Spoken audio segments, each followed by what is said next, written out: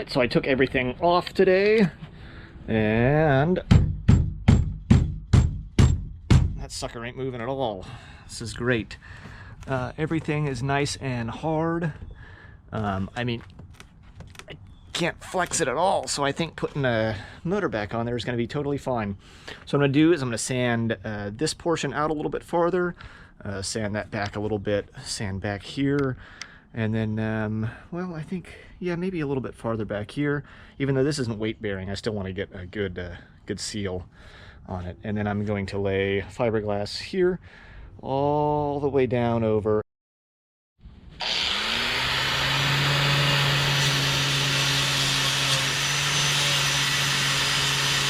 The sanding process is really important. You want to get rid of all the old gel coat and the old paint so that the fiberglass has something to stick to. Now, one thing I noticed on the old repair is that whoever repaired it before just slapped the fiberglass right over the top of the paint. And as you can tell, it came loose and I started getting water into my lazarette.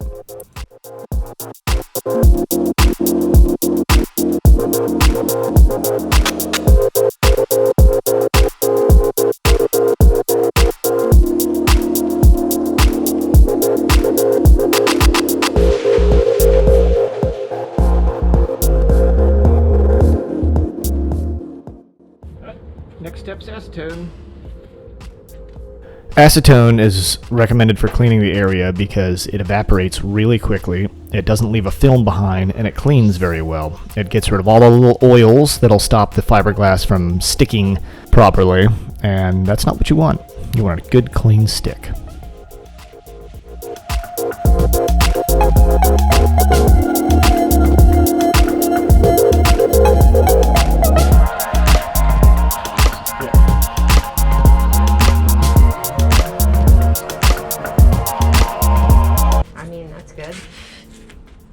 Wow, don't breathe. Is stuff coming out? Yes, tiny, tiny particles. Uh-oh. Mm-hmm. Oh. Alright, I'll go get the respirator then. Right off the bat, don't do this. I opened the package thinking I wouldn't be incurring the wrath of the fiberglass gods just yet, and boy was I wrong. Always use proper safety materials, including a hazmat suit or full sleeve clothing and respirator, even when taking the fiberglass out of the package. I chose to use chopped glass mat because the woven material I originally used for the bow had all these little flyaways which were really difficult to sand properly.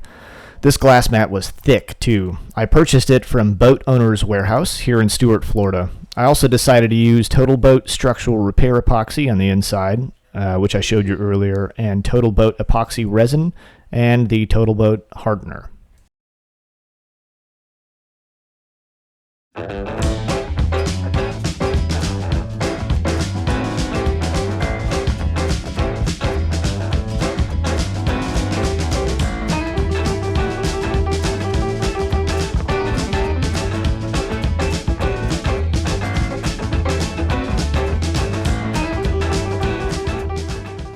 It's recommended to use small portions of the epoxy, and let me tell you why. I accidentally got the fast hardener, and after about 2 minutes the stuff started smoking because it was so hot. It got to the point where it was burning my hand. I had to put the container down. It didn't melt through the plastic, but it was really hot.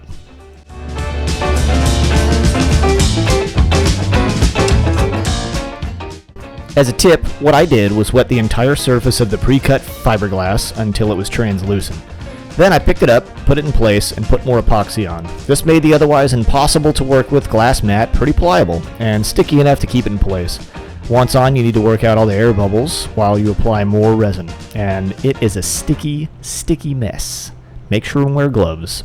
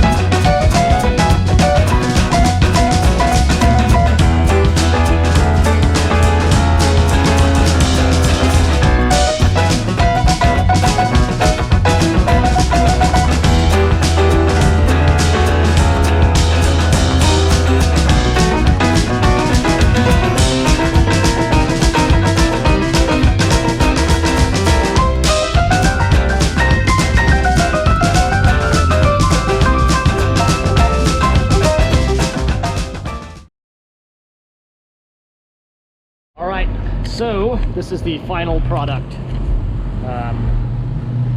Not bad. Looks pretty good, actually. I am going to sand down what I can, get the big chunks sanded down with my angle grinder and a sanding tool that I have on there, just to get, like, you know, stuff like that. Get rid of these big bubbles, smooth everything out, and then I'm going to be walking down the, working down the grits all the way to as smooth as I can get it. So let's check it out, see how it does.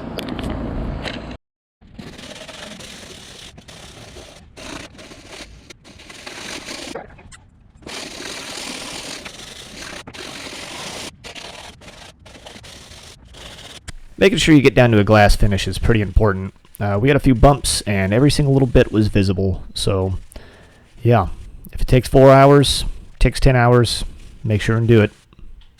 Next up was paint, and we used Rust-Oleum primer base, and it's super thick, and it did pretty good hiding a lot of the blemishes, but not good enough.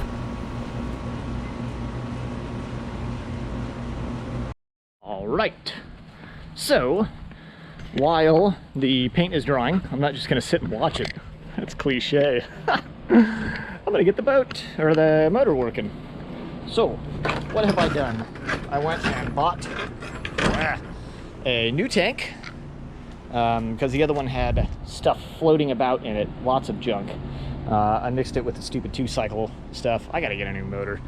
I hate using these 2 cycles. But anyway, I'm gonna fill this up. I'm gonna get it going. We're gonna see if it works. Pray for me. Pray for me.